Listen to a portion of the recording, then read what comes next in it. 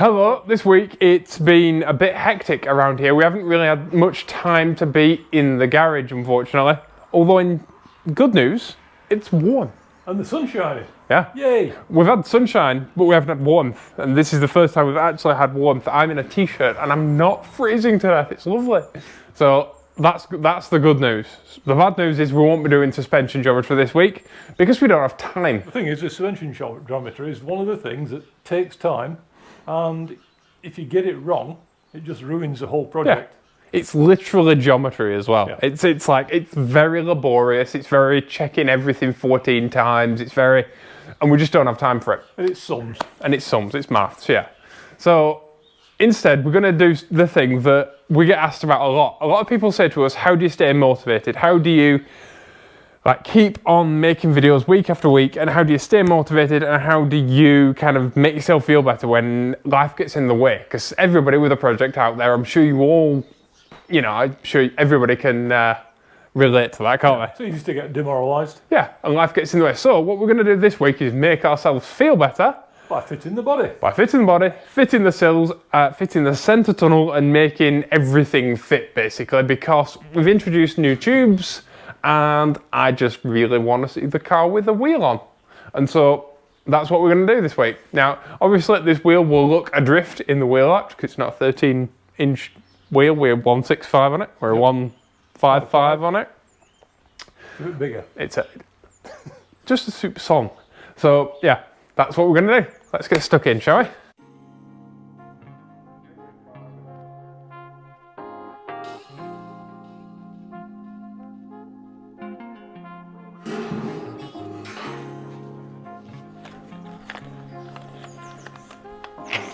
I think we're due a break from bending down anyway, because you've got a stiff neck and I've got stiff shoulders. We're both suffering from on git syndrome today.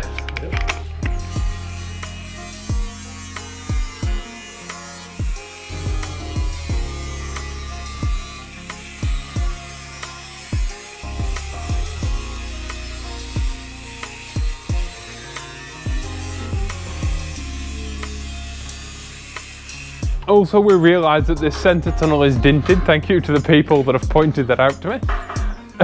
It doesn't matter because it's dinted in a place where I'm going to chop it out later anyway. I have a cunning plan. Right, as stated in an earlier video, we've made the engine mount so it lines up with the tunnel. So when we come to weld it all together, obviously this is going to drop down. This will be welded along there, this will be welded down there. So then the stress from the engine mount will be transmitted through the tunnel and through the ladder section. So it distributes the load evenly across the whole car. So it's not just a matter of we've worked it out exactly, so everything works together and spreads the load evenly. Even to the point where these tubes are staggered. These tubes are at different angles. And the reason they're at different angles is I was actually explaining that to Marion this morning. You know that really famous mid-engine Golf? The one where the rear subframe drops out the floor? You've seen that one? From the 80s or something. That engine's been around forever. I showed that to Marion and I'm like, that's just going to twist like this. Because it's only on 2 hinges. Yeah. You know what I mean? And you have to have different planes for your stress to move through and disperse throughout your chassis. Otherwise you just end up with point load of stress and just twists. And we don't want that. Nope. So, happy it is.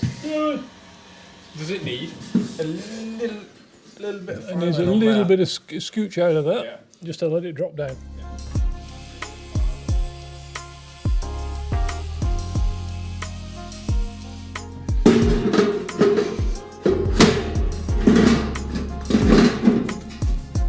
Yeah, that's much better.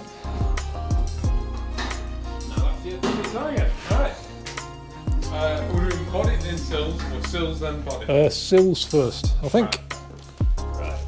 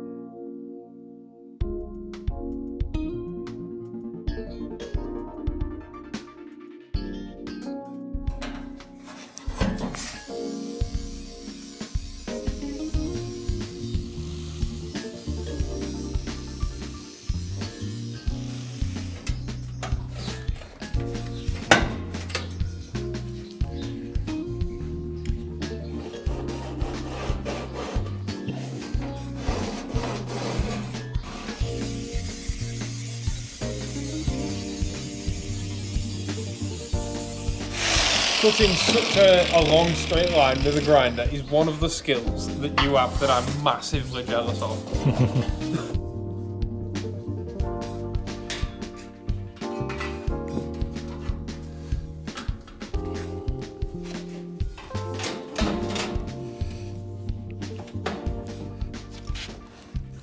This is the first indication you all have of just how much wider this car has gotten. Now, it looks a lot, and it looks like a go-kart, let's be honest. It looks like a giant shifter car. However, it is only 15 mil aside wider than the Honda it came out of. So it's like, what's 15 mil in old money? 5/8 of an inch. 5/8 of an inch aside wider. So it's, you know, it's less than the length of one of my little fingernails wider each side than the Honda this came out of. So it's about the same size as a modern hatchback. So it's wide, but it's so tiny that it looks massive even though it's not.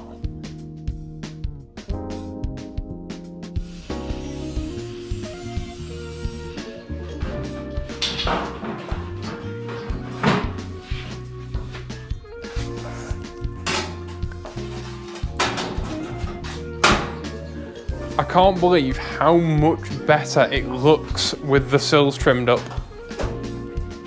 Just having a little bit of metal trimmed off there, it really brings it together, doesn't it? So excited. This is the thing about putting it all together like this, isn't it? It is actually exciting to see it all a car. Body? Yeah. Body. It won't fit, because obviously it's going to need a trim.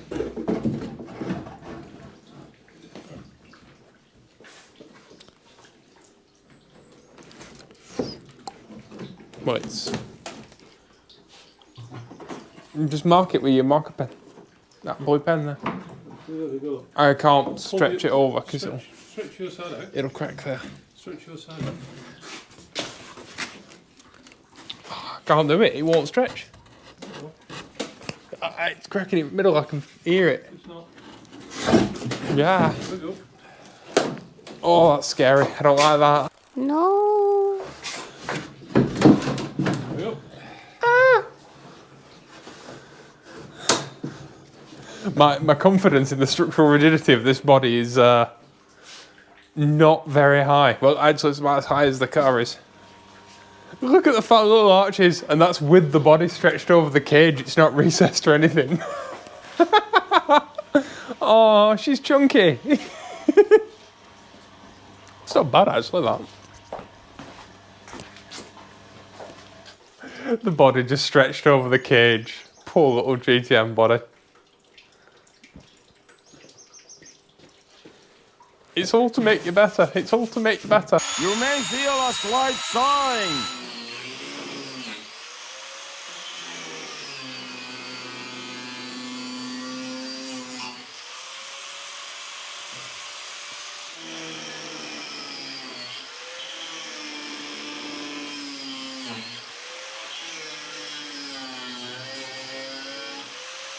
Even the size of the holes is different. Now, what do you do if you're not sure it's going to line up? Give it really big holes.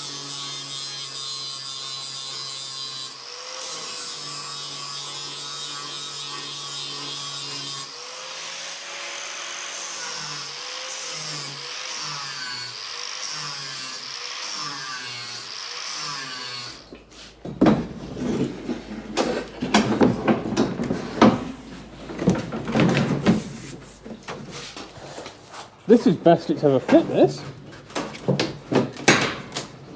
So clearly we are going to need some wheel arches. I did mention this previously that we were going to put some wheel arches on, but now you can actually see how much wider this car is than it originally was.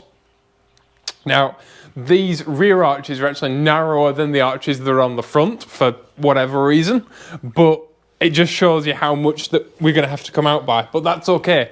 Because we aren't going to be using this arch anyway. We're going to be using this original body line. And I'm really happy. It does look a bit of a beach buggy at the minute, but all cars do before you put the arches on. Like, even if you get like a classic Mini Cooper, before you put wheel arches on it, if you put 13-inch wheels on it, they stick out like this as well. Oh, that's the thing. Lawrence Chesterton on Twitter, thank you very much for sending me a lovely Mugen oil cap. He sent me a Mugen oil cap, he sent me a Mugen radiator cap, and some stickers. Thank you very much, sir. It's absolutely lovely of you. I always feel a bit odd when people like reach out and want to send stuff, and I feel a bit odd because I don't feel worthy of kind of people reaching out and sending us stuff and stuff like that. But it was such a cool oil cap, I just couldn't resist. So thank you so much. I'm blown away, and you know, those of you who reach out and want to help this channel grow and stuff, it blows me away that, you know, we're here in our little garage working away, and it's amazing to hear from you. It's amazing that you like want to help, and thank you so much. And I hope your dog's getting better, because he's had a poorly dog, so I hope your dog's feeling a lot better as well. But yeah, now we have a shiny new oil cap, which is much better than what I was going to do, because what I was going to do is put the other cap, which I think is a Chinese reproduction one, in the lathe and turn it into a shiny thing. But that's much better. So thank you very much. People who watch these videos will see the progress happening, but it can feel sometimes you're too close to it and you don't see it. And that's why it's really good, even if it's just for yourself, to take like photos as you're going along. And then you look at photos from like a year ago, and it's unbelievable the change. Because like a year ago, this looked like it looked like a wonky table that sat next to an engine, didn't it? But I'm really happy. Oh, I just need to like stand back and look at it for 10 minutes now, because this entire episode has been done for us. This is entertainment for you, but this has been done for us. In a previous video, I talked about how we're not going to be stretching the car, but we are going to be stretching the wheelbase. Now you can really see what I was talking about, because we've got a big gap here and a tiny gap there. It's truly a wheel in each corner, which after all is the Mini philosophy. And the suspension design itself isn't that dissimilar to the Minis, it's just better. But like I said, we're not making the car longer, just the wheels are migrating to the corners. And that's to give us the best stability possible. Because it's funny actually, we figured this out the other day. Not by design, but this car will have the exact same wheelbase as a Lancia Stratos, only it will have more power and less weight.